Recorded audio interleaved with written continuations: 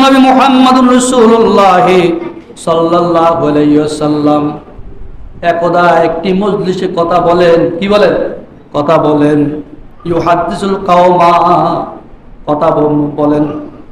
যা আরাবিয়ুন, হঠাৎ একজন আরাবি, একজন গাঁওয়া লোক, মূর্খ লোক, যিনি ক্ষেত খামারে কাজ করে, সাধারণ মানুষ সে আসলো। এরাই বলা হয় মূর্খ মানুষদেরকে।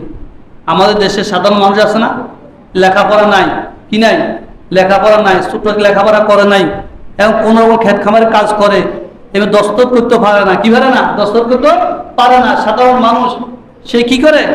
সে মানে ক্ষেত খামারে কাজ করে, এলেম, এমন কোনো এলেমও নাই, জ্ঞান নাই। সেই মানুষকে জিজ্ঞাসা করে নামাজ পড়ে, জিজ্ঞাসা করে অন্য কোনো কাজ করে। এদেরকে বলা হয় আরবি, আরবি ভাষায়, অর্থাৎ গাঁওয়া লোক। এই গাঁওয়া লোক, গ্রাম্য লোক বিশ্বনবীর কাছে এসেছেন। যা হাও আরবিয়ুন, বিশ্বনবীর কাছে আসলেন, আসি প্রশ্ন করেছেন। কি করছেন? ফাকালা মাতাস সাআহ, ইয়া রাসূলুল্লাহ, কিয়ামত কখন হবে? কিয়ামত কখন হবে? কিয়ামত কখন হবে? রাসূলের আর ওই মুহাম্মদুর রাসূলুল্লাহ সাল্লাল্লাহু আলাইহি ওয়াসাল্লাম কোনো জবাব দেয় না। রাওয়ী বলে পামাদা রাসূলুল্লাহ সাল্লাল্লাহু আলাইহি ওয়াসাল্লাম ইউহাদ্দিস, আল্লাহ রাসূল মুহাম্মদুর রাসূলুল্লাহ সাল্লাল্লাহু আলাইহি ওয়াসাল্লাম কথা বলতেছে, কথার দিকে মুগ্ধ, কিন্তু এই গাঁওয়া লোকের কথা শুনে না।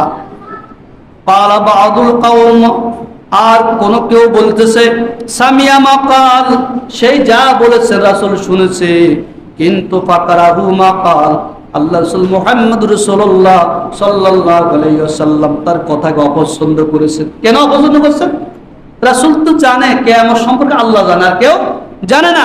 এই লোকটি কিয়ামত সম্পর্কে আমার কাছে প্রশ্ন করে, আমি কি কিয়ামত, কোন কাজের কি দায়িত্ব দেওয়া, আর সে ওই দায়িত্ব যদি সে পালন না করে, সেটাও কি কিয়ামতের লক্ষণ?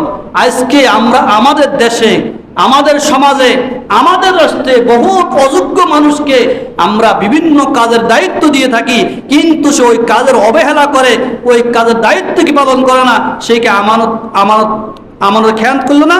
এই আমানতের খেয়ানত করা বিশ্বনবীর কিয়ামতের লক্ষণ।